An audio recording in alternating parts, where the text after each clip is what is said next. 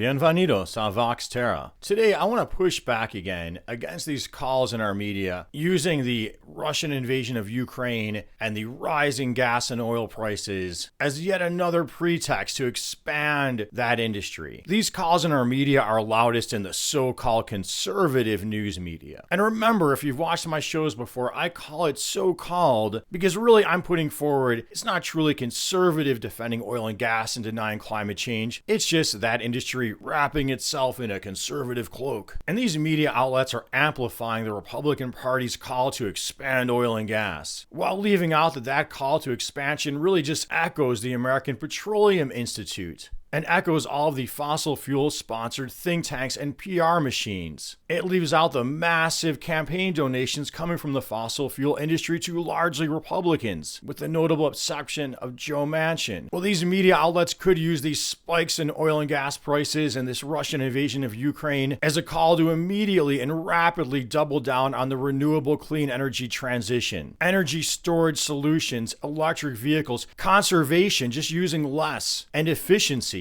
If your home is heated with natural gas, they could say, hey, what about geothermal heat pumps, where you just tap into the Earth's stable temperature to heat and cool your home? What about passive solar heating? Nor do they mention gas prices are always variable, and that wind, solar, and energy storage in a connected grid could really make our energy situation more reliable. They and almost all media outlets downplay the very real consequences of the extraction, processing, refining, and shipping of oil and gas and petroleum products. The volumes of toxic wastes, oil spills, oil leaks, open oil pits barely talked about. The fact that burning them is releasing known carcinogens and particulate matters that lodge deeply within our lungs. And also, of course, the release of billions of tons every year of known heat-trapping greenhouse gases that are doing just that, trapping heat and warming our planet. That polar ice is melting and it isn't coming back. And as this planet heats and that ice recedes, we are ushering in an era of unstable climate and extreme weather, changes in disease vectors, and the emergence of new diseases as all life forms are being forced to migrate. That hotter atmosphere retains more moisture and leads to more increased heavy rainfall or drought conditions. That hotter Arctic is messing with the ocean and atmospheric currents, causing weather to just linger in place longer or become again unstable and unpredictable. We're seeing the increases in wildfires. And look, talk about disease and climate change. Remember at the height of the COVID pandemic, America's East Coast getting battered by storms and people having to huddle into shelters with a new and novel disease. That is the future we are creating. We in quotes. And part of that disinformation campaign, I believe, is putting out diversionary arguments like secret government weather manipulation programs and chemtrails. Hey, if you believe in those, whether they exist or not, it does not change the fact that the fossil fuel petroleum industry, petrochemical industry is super toxic and generating volumes of toxic waste and emitting heat-trapping greenhouse gases. And remember,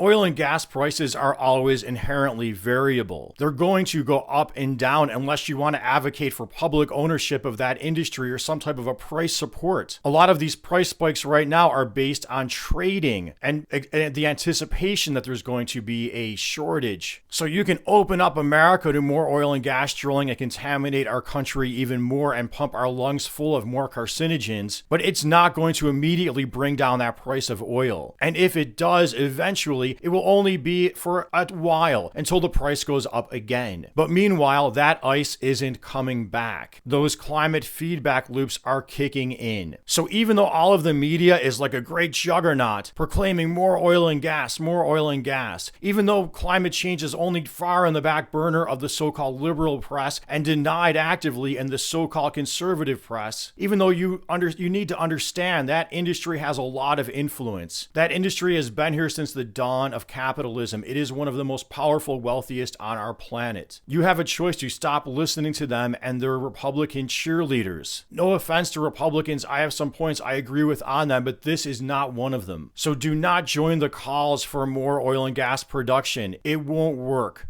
join the calls for the transition towards a renewable energy economy, and support whatever is in that Build Back Better plan that aims in that direction. Well, hey, I hope you found this video helpful and inspiring and informative. And if you did, please make sure you are subscribed to my channel, you support at Patreon, and until next time, you like, you comment, peace be with you.